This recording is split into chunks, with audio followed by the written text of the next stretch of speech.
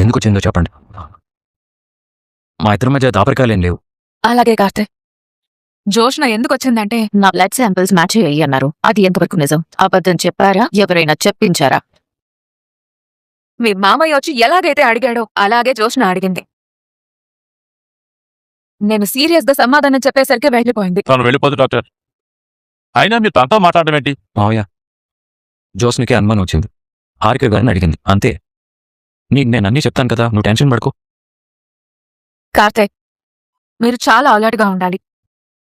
జోష్నకి doubt start అయింది. నిజం తెలుసుకోవడానికి చాలా ట్రై చేస్తోంది.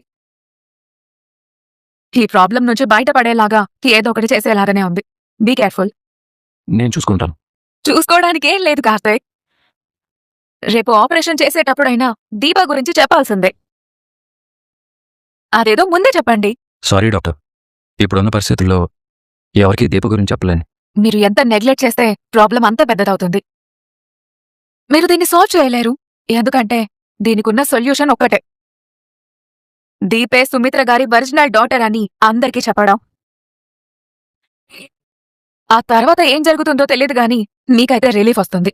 సారీ డాక్టర్, మీకు కొంచెం ప్రెషర్ ఇస్తున్నట్టున్నాను. ప్రెషర్ ఉంది కార్తీక్, కానీ మీరు ఈ ప్రాబ్లంని ఎలా సాల్వ్ చేస్తారోనని భయంగా ఉంది. థ్యాంక్స్ డాక్టర్, కనీసం మీరైనా అర్థం చేసుకోగలుగుతున్నారు.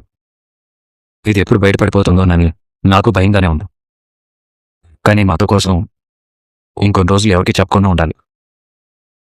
కార్తీక్ జోస్నకి భయపడడం ఏంటి? కార్తీక్ చెప్పకపోతే నేను నిజం చెప్పేస్తాను. మావయ్య, వెళ్తాం పద. కార్తీక్, జోష్నతో కాస్త జాగ్రత్తగా ఉండండి. లేదా నిజమేంటి అనేది మీ మామయ్యతో చెప్పేయండి. కాస్త ఆలోచించుకోండి. రెండోదే చెయ్యాలి డాక్టర్. అల్లుడు పద, ఆ పని ఈ రోజే చేద్దాం. మావయ్య, తప్పేడుస్తాను డాక్టర్. కార్తీక్ మాత్రం ఈ నిజాన్ని ఎన్నాళ్ళు దాయగలడు? దశరథ్ గారికైనా చెప్పు ఉండాల్సిందే. ఎక్కడికి వెళ్ళవే? ఎక్కడికో వెళ్ళంలే. ఎక్కడికో అంటే చెప్పడం ఇష్టం లేదా? చెప్పవలసిన అవసరం లేదా? డాక్టర్ హారికని కలిశాను చాలా. కానీ ఈ విషయం ఇంట్లో చెప్పకు. ఎందుకు?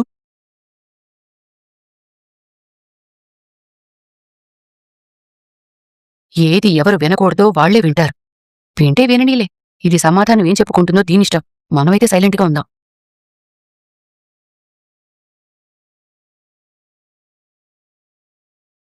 నిన్నే జోస్న అడిగేది. నువ్వు డాక్టర్ హారిక గారిని ఎందుకు కలిసావు? ఆ విషయం ఇంట్లో ఎందుకు చెప్పొద్దంటున్నావు? మనకి దరిద్రం చుట్టంలా ఉన్నట్టుంది, చెప్పకుండా రేవ్ చేస్తుంది. చెప్పు జోస్న. ఏమైంది దశరథ? జోత్స్న హాస్పిటల్కు వెళ్ళింది. అందులో తప్పే ఉంది. ఇప్పుడు వెళ్లాల్సిన అవసరం ఏముంది నాన్న? పైగా ఆ విషయం ఇంట్లో తెలియకూడదని ఎందుకు అనుకోవాలి? ఇంట్లో తెలియకూడదు అనుకుందా? ఎందుకో జోత్స్నే చెప్పాలి. చెప్పు జోత్స్న. మమ్మీ హెల్త్ కండిషన్ బాగోలేదు కదా. డాక్టర్ గారి టైం కంటే ముందుగానే ఆపరేషన్ చేస్తారేమోనని అడగాలనుకున్నాను. అంటే మీ అమ్మకి ఎప్పుడు ఆపరేషన్ చేయాలో కూడా డాక్టర్ గారికి తెలియదంటావా? తెలుసుకోవడంలో తప్పేముంది? అలా అయితే నాతో చెప్పొచ్చు కదా, నేను వచ్చేవాడి కదా. నువ్వు మమ్మీ విషయంలో ఎంత ఎమోషనల్ గా ఉన్నావో నేను చూస్తూనే ఉన్నాను కదా డాడీ. ఎమోషనల్ గా ఉన్నానంతేగాని బాధపడ్డం లేదు కదా. నీ బ్లడ్ శాంపిల్స్ మ్యాచ్ అయ్యాయి. త్వరలో ఆపరేషన్. ఎందుకు బాధపడాలి? మీ అమ్మకి ఏం కాదన్నా హ్యాపీ మూడ్లోనే ఉన్నాను. కానీ నువ్వే బ్లడ్ శాంపిల్స్ మ్యాచ్ అయ్యాయి అన్న దగ్గర్నుంచి కొంత బెంగ పెట్టుకున్నావు.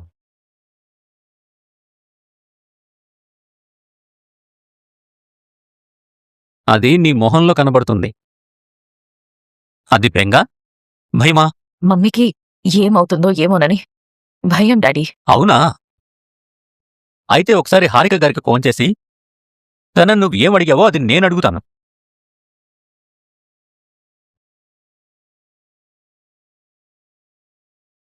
ఇదక్కడేదో వాగే ఉంటుంది, అందుకే ఇంత భయపడుతోంది. అయినా ఇదే సుమిత్ర కూతురైనప్పుడు దీనికెందుకు భయం? మళ్ళీ ఏమైనా తప్పు చేసిందా? లేదా పాత తప్పు బయటపడిందా? కాల్ చేస్తే అన్నీ ఆవిడే చెప్తారు. నా మీద నమ్మకం లేకపోతే చెయ్యి డాడీ.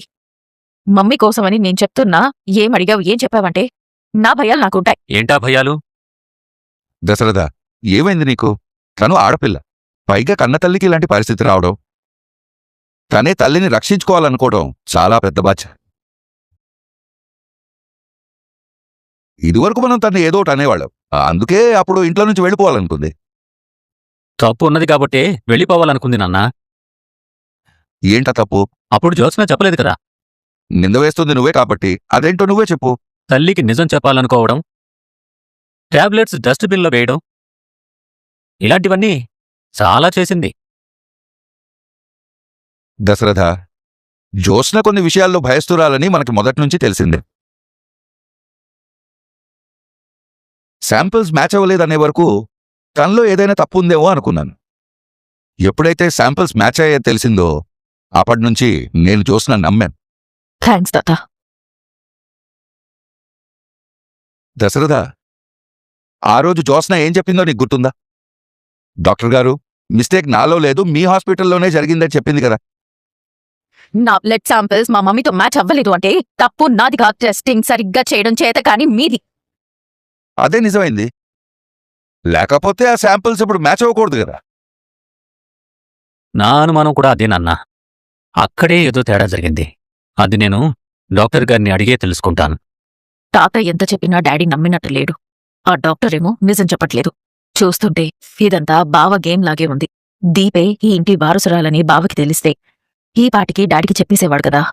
నువ్వేదో తేడాగా ఉన్నావు జ్యోత్స్న. నాకు చాలా అనుమానాలున్నాయి. అన్నిటినీ తేలుస్తా. ఈరోజే తేలుస్తా.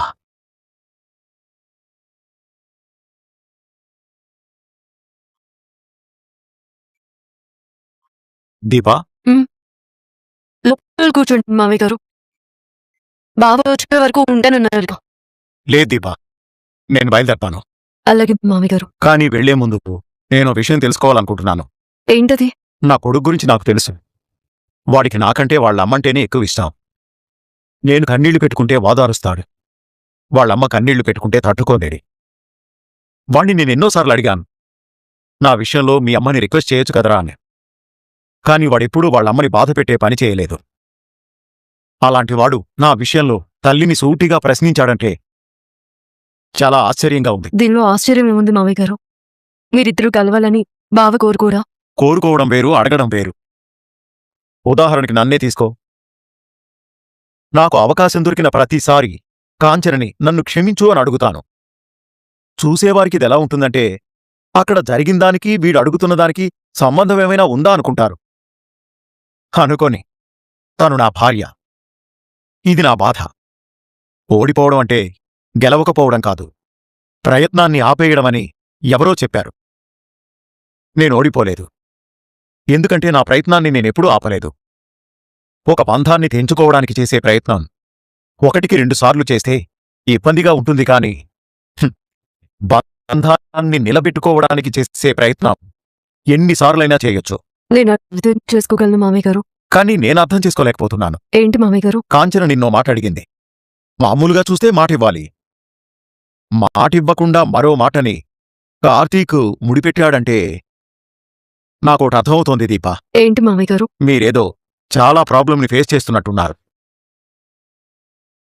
ఏంటమ్మా అది? ఏం లేదు మామయ్య గారు. చూడు దీపా, ఒంటికి తగిలిన గాయం డాక్టర్ దగ్గర దాచకూడదు. మనసుకు తగిలిన గాయం మనవాళ్ల దగ్గర దాచకూడదు. రెండూ మనకి నష్టం కలిగించేవే. కార్తీక్ మంచి కొడుకు మాత్రమే కాదు, వాడు మంచి భర్త. నాకు తెలిసి వాడు నీ దగ్గర ఏ నిజాలు దాచాడు. మీ ఇద్దరి మధ్య దాపరికాలుండవనేది నా నమ్మకం. అదే నిజమైతే కార్తీక్ తల్లితో అన్న ఆ మాట వెనక ఏదో ఉంది. అదేంటో చెప్పమ్మా. కన్న తల్లి ప్రాణం కోసం కడుపులోని ప్రాణాన్ని వదులుకోవాలి. ఏం చెప్పమంటారు? నా తల్లి ప్రాణాలు కాపాడుకోవడానికి మేము మా బిడ్డని వదులుకుంటున్నామని ఎలా చెప్పాలి? అడిగేది నిన్నేనమ్మా. ఏం లేదు మామయ్య గారు. సరే, నిన్ను ఇంతకు మించి అడిగి ఇబ్బంది పెట్టంలే. కానీ నా వైపు నుంచి నీకో మాట చెప్పాలమ్మా. ఏంటి మామయ్య గారు? అందరూ చెప్పేదే, కాని నేను నా స్వార్థంతో చెప్పాలనుకుంటున్నాను. ఏంటో చెప్పండి. నీ కడుపులో పెరుగుతున్న బిడ్డ జాగ్రత్త. కాంచన చాలా చిన్న వయసులోనే తల్లిని పోగొట్టుకుంది. తండ్రి ప్రేమతోనే పెరిగింది. నీ కూతుర్ని నా కొడుక్కిచ్చి పెళ్లి చేయాలన్నయ్యా అని దశరథ్ బావ దగ్గర మాట తీసుకుంది. పిల్లలు పెద్దవాళ్లయ్యారు. పెళ్లి మాటలు జరుగుతున్నాయి. ఓ రోజు మా ఇంట్లో కాంచనకి సడన్గా ఏదో చిన్న హెల్త్ ఇష్యూ వచ్చింది. నేను తన్నలాగే జాలిగా చూశాను. అప్పుడు తనేమందో తెలుసా దీపా? ఏంటి జాలిగా చూస్తున్నారు? ఏం జరిగినా నేనంత తొందరగా చచ్చిపోన్లేండి, మన కొడుకు పిల్లల్ని ఎత్తుకుని ముద్దాడాలి, అంతవరకు నాకేం కాదు, ఆ తర్వాత నేనేమైపోయినా పర్వాలేదు అని. దీన్ని బట్టి నీకేమర్థమైంది? నీకు పుట్టబోయే పిల్లల్ని చూడటమే మీ అత్తగారి జీవిత లక్ష్యం. నీకో చిన్న దెబ్బ తగిలినా సరిపెట్టుకుంటుంది కాని కడుపులో ఉన్న బిడ్డకేం జరిగినా కాంచన భరించలేదు. కొందరికి మనమిచ్చే కానుకని వాళ్ళు లైఫ్ లాంగ్ దాచుకుంటారు. నువ్విచ్చే నా కొడుకు బిడ్డ కూడా కాంచనకి కానుకలాంటిదే. ఒక రకంగా చెప్పాలంటే నీకు కార్తీక్ లాంటి భర్తనిచ్చిన మీ అత్తగారికి నువ్వు నీ బిడ్డనిచ్చావంటే అత్తగారి రుణం తీర్చుకున్నట్టే. పొరపాటున బిడ్డకేదైనా జరిగితే మీ అత్తగారిని నువ్వు చంపినట్టే. ఇలాంటి మాటలు పొరపాటును కూడా అనకూడదు. సారీ దీపా. కాంచనకి కార్తీక్ పిల్లల మీద ఎంత ప్రేముందో చెప్పే ఉద్దేశమే కాని నువ్వేదో అజాగ్రత్తగా ఉంటావని కాదు. అయినా నా అమాయకత్వం గాని నీ కడుపులో బిడ్డ గురించి మేమే ఇంత తాపత్రయపడుతుంటే ఇంకా బిడ్డని మోస్తున్న తల్లివి నువ్వెంత తాపత్రయపడతావు? నువ్వు స్పృహలో ఉండే మాట్లాడుతున్నావా? ఆ తల్లిని నేను తప్ప ఎవరు కాపాడలేరు. నీ బిడ్డని నువ్వు తప్ప ఎవ్వరూ కాపాడలేరు. మా అమ్మని కాపాడు. ఒప్పుకుంటున్నాను డాక్టర్. వెంటనే ఆపరేషన్కి ఏర్పాట్లు చేయండి. జాగ్రత్త దీపా. నా కొడుకు వారసత్వాన్ని నా భార్య చేతుల్లో చూసే క్షణం కోసం ఎదురు చూస్తున్నాను. వాడొస్తే నేనొచ్చానని చెప్పమ్మా. ఉంటాను. మీరు పెట్టుకున్న ఏ ఆశలు నిజం కాదని తెలిసిన రోజున నన్ను మీరందరూ అసహించుంటారో అర్థం చేసుంటారో నాకే తెలియడం లేదు. నేను ఎవరి కోసం ఆగలడు? జరిగిందంతా విన్నాను కదా. అసలు ముందు నువ్వు ఏమైపోయావో చెప్పమావయ్యా. అసలు కొద్ది రోజులుగా నువ్వు కనిపించగా నీకేమైందో అని ఎంత టెన్షన్ పడ్డానో తెలుసా? ఆ రోజు ఇంతే. నిజం చెప్పేస్తాను అల్లుడు అన్నావు. నా మాట పూర్తి వినకుండా ఫోన్ కట్టించా. నువ్వు రాత్రి ఇంటికి వెళ్ళి ఎక్కడ నిజం చెప్పేస్తావు అని రాత్రి నేను స్కూటీ వేసుకొస్తే నువ్వు అక్కడ లేవు.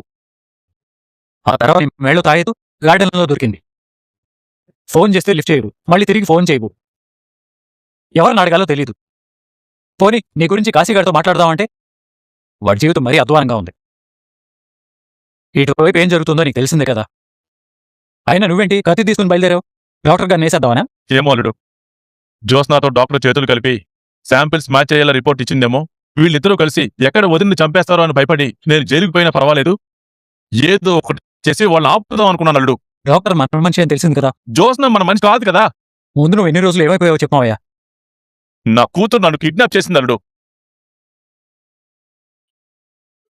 నువ్వు చెప్పిందంత నిజమే అల్లుడు. నేను ఇంటికి వెళ్ళాను. ఎప్పట్లాగే నా కూతురు చేతిలో నేను మోసపోయాను. ఆగు.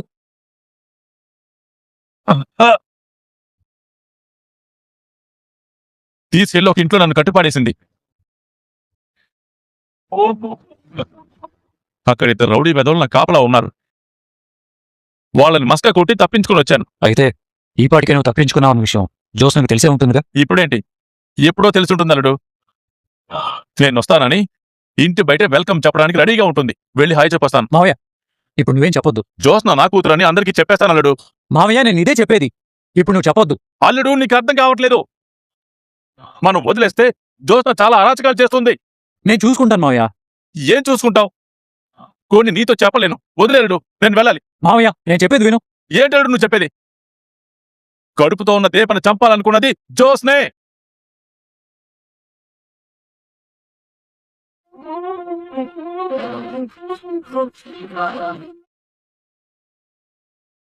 ఆ రౌడీల్ని పంపించింది కూడా జోస్నే అల్లుడు. ఆ అదృష్టం బాగుండి దీప బతికిపోయింది గాని ఏదైనా జరుగుంటే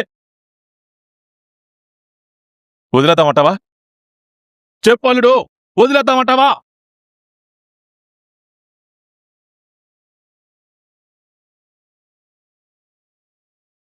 హాస్పిటల్ ఏవి గుడి కాదు దశరథి గారు ప్రతిరోజు రావడానికి. నా అనుమానాలు హాస్పిటల్లో తప్ప ఏ గుళ్ళోనూ తీరవు డాక్టర్. అవసరానికి మించిన అనుమానాలు కూడా మనిషి ఆలోచనల్ని పక్కదోవ పాటించొచ్చు. మీరన్నది నిజమే కావచ్చు డాక్టర్.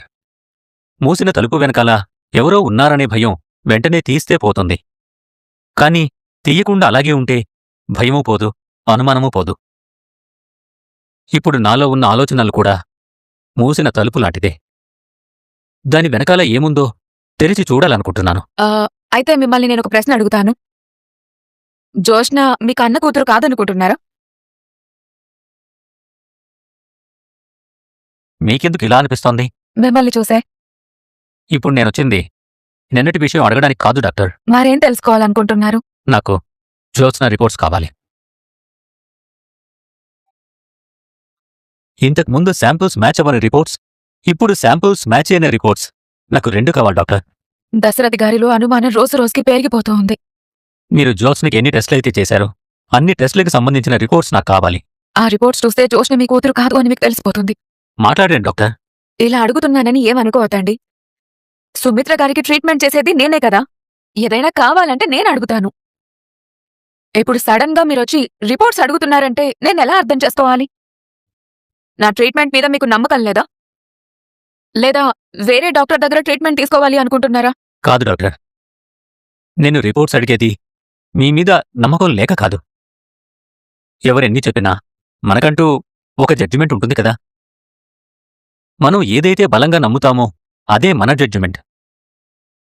అది కాస్త ఇంబ్యాలెన్స్ అయిందంటే దాన్ని రీసెర్చ్ చేయాల్సిందే. ఎలా చేస్తారు? సెకండ్ ఒపీనియన్ కోసం నేను జ్యోత్స్న రిపోర్ట్స్ తీసుకుని వేరే డాక్టర్ని కలవాలనుకుంటున్నాను. సెకండ్ ఒపీనియన్ మంచిదే అని డాక్టర్ సజెస్ట్ చేస్తూ ఉంటారు. నేనందుకే అడిగాను. మీరు ఏ ఉద్దేశంతో అడిగినా నేను కాని రిపోర్ట్స్ అన్నీ మీకు ఇచ్చానంటే జోష్న మీ కూతురు కాదు అని మీకు చెప్పినట్టే అవుతుంది. నేనేం చేయాలి? ముందు ఈ విషయం కార్తిక్తో చెప్పాలి. కానీ ఇప్పుడు దశరథి గారికి ఏం సమాధానం చెప్పాలి? నేను సరిగ్గా ఆన్సర్ చేయకపోతే నా మీద కూడా అనుమానం వస్తుంది. డాక్టర్, నేను మిమ్మల్ని జ్యోత్స్న రిపోర్ట్స్ అడుగుతున్నాను.